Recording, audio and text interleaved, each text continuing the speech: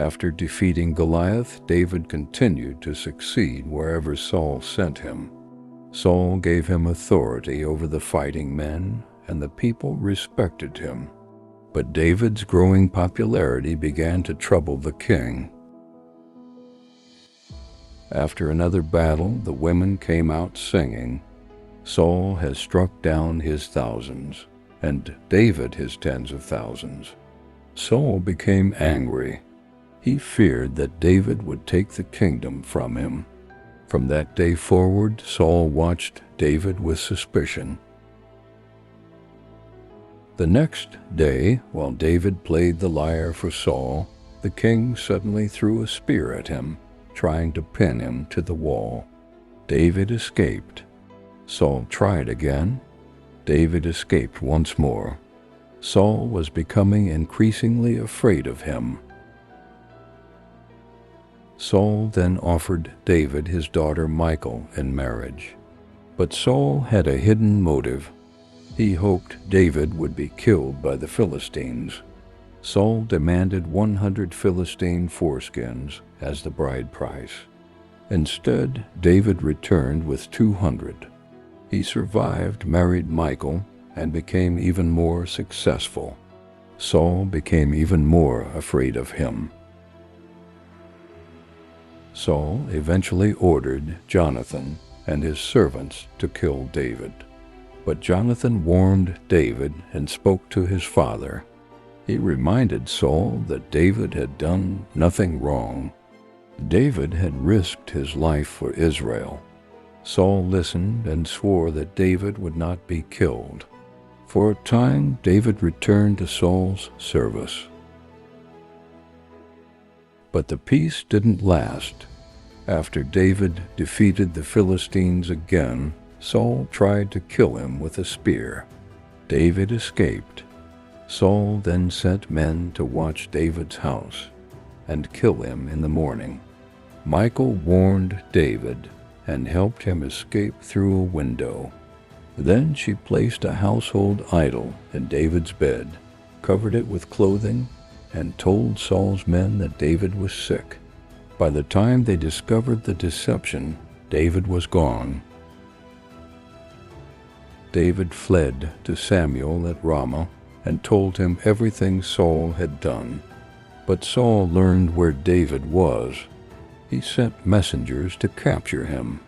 Yet when they reached Samuel and the prophets, the Spirit of God came upon them, and they began to prophesy.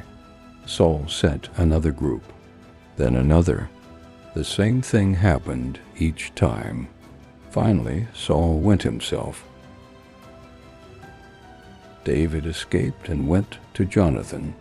He told him that Saul was trying to kill him and said, "There is but a step between me and death." Jonathan wanted to know the truth for himself, so they made a plan. David would stay away from the new moon feast while Jonathan watched Saul's reaction. If Saul became angry over David's absence, Jonathan would know that Saul intended to kill him. But David would be hiding in the field, so Jonathan needed a way to tell him what he discovered without drawing attention to their plan. Jonathan created a secret signal.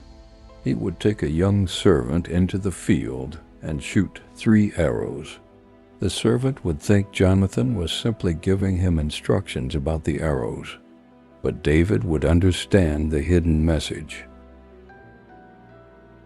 At the feast, David's absence was noticed.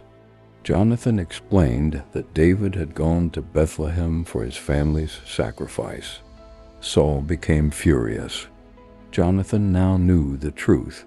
Saul really intended to kill David.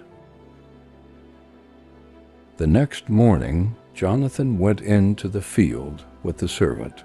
He shot the arrows beyond the boy and called out, "Isn't the arrow beyond you?" David understood. The signal meant Saul wanted him dead. David had to leave. After the servant returned to the city, David came out from hiding. He and Jonathan embraced and wept together. They had made a covenant before the Lord, and that covenant remained. Jonathan told David to go in peace. Then David left. He was now a fugitive, but he was not alone. David had served Saul faithfully. He had fought for Israel. He had done nothing to deserve Saul's hatred, and yet he still had to run for his life. Sometimes doing the right thing doesn't make life easy. You can't always control how other people treat you, but you can choose how you respond. David kept moving forward, trusting God even when he couldn't see what would happen next.